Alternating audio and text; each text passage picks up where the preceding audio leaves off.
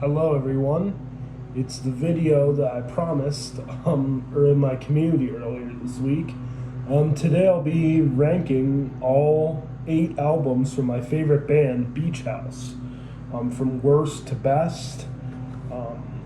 In just my opinion, I have them stacked over here.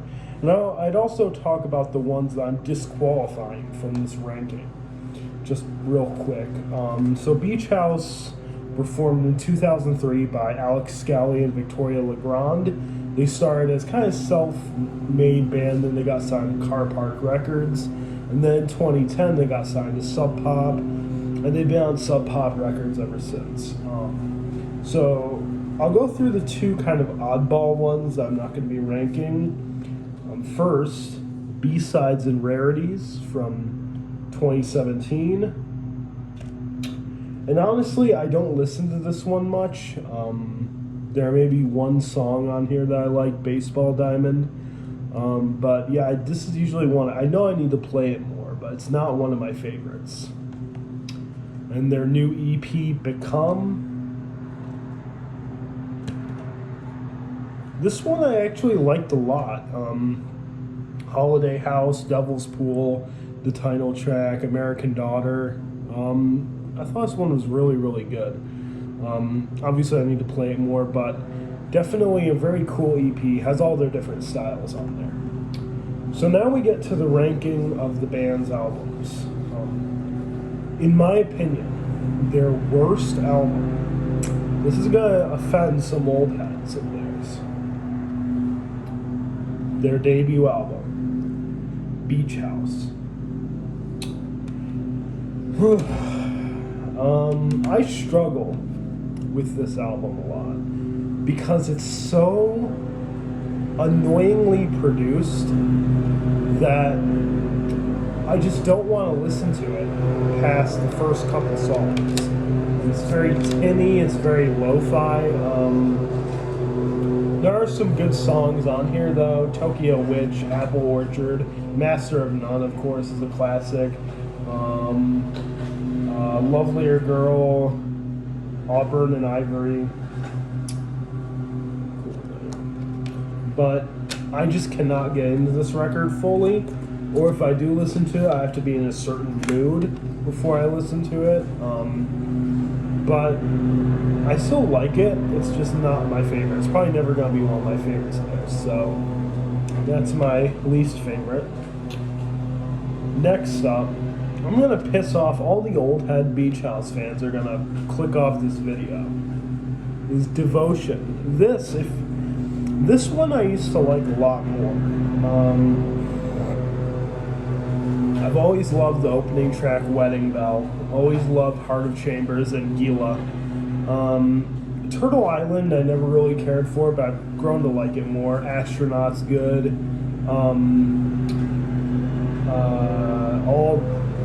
All the Year is pretty good as well. Home Again. It's a very ethereal. It definitely shows like their spacey atmosphere early on, but it still has that very lo-fi production that their first album had that I really don't care for, but it is better produced than their debut. That's probably my favorite album cover of theirs. Okay, give them the gatefold.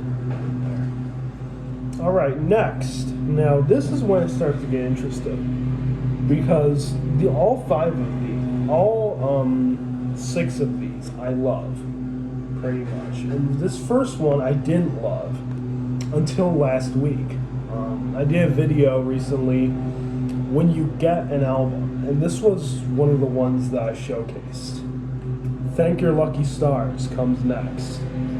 I did not care for this album for the longest time. I could not stand for the longest time Somewhere Tonight. I would always skip it. She's So Lovely, I always thought was okay. Common Girl. But I played this, and it rocked. I love this album now. Majorette is good. All Your Yeahs, One Thing, The Traveler, Elegy to the Void. That song is always awesome. I always loved that one. But I was definitely impressed with it this time. This is definitely an album that I think that it can kind of get swept, because it was released the same year as Depression Cherry from 2015. But this album is very underrated. Thank Your Lucky Stars comes in 6th spot.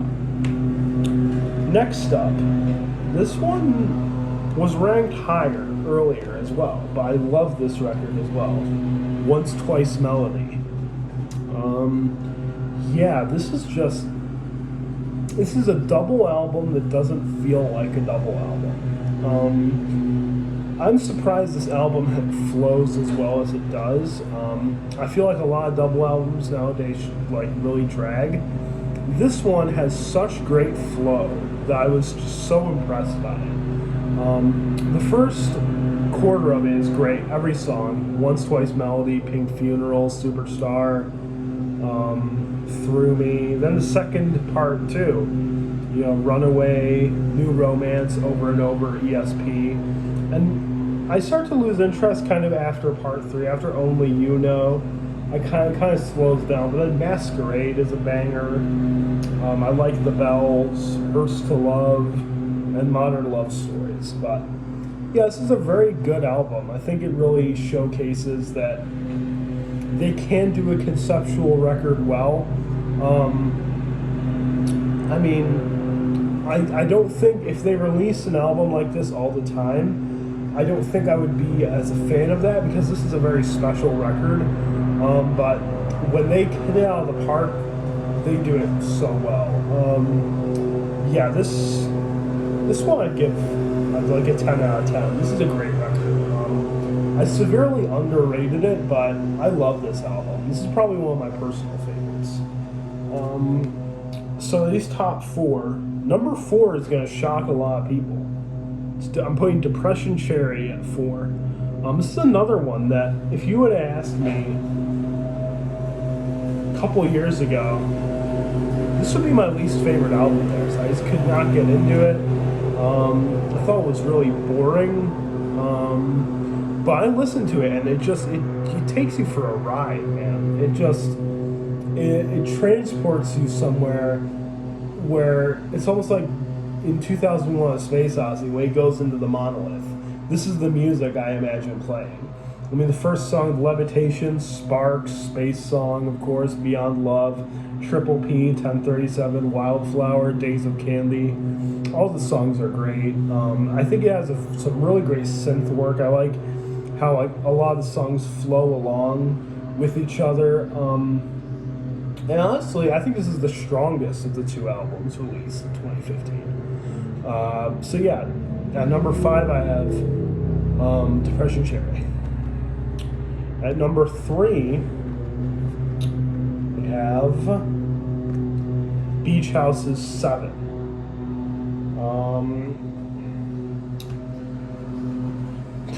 This is one of those late career albums that you really, if you're going to pick one album that really transports a band to their former glory, it would be this one.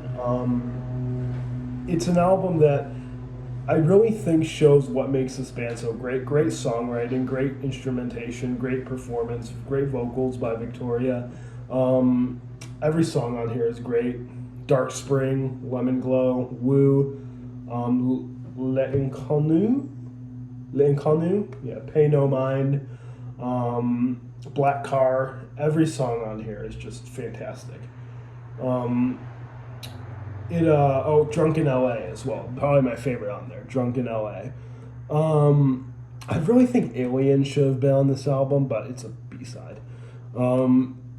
This is great. This album just is almost, it's something that you would think, judging by, how abrasive, because this album is a little bit more abrasive, but it's easy listening. It's not something that you're really going to have to hone in on. You could listen to this album, put a music visualizer on, and have a great time.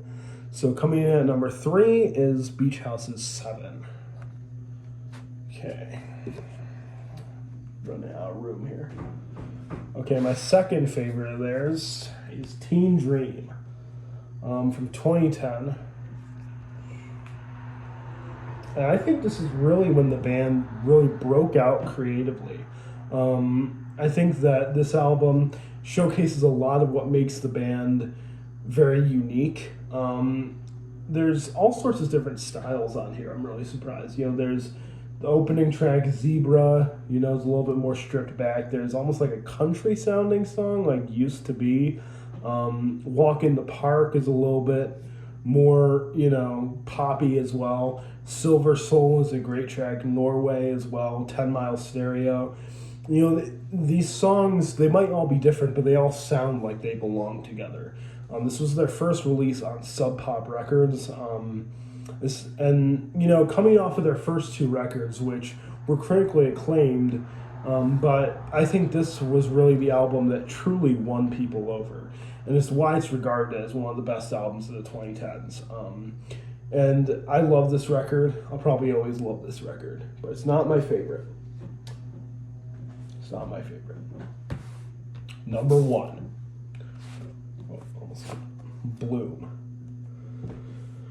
If you had to put bliss in one word, it would be this album.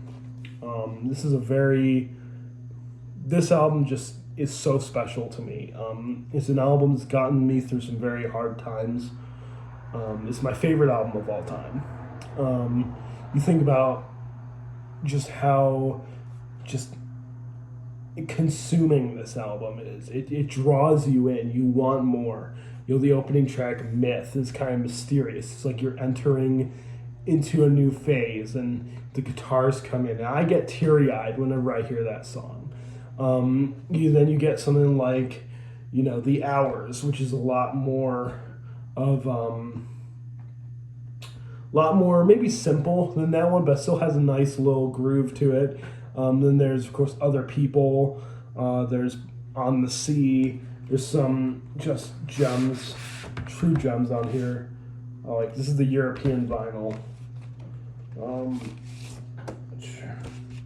Wild is one that I definitely think is probably their most underrated song.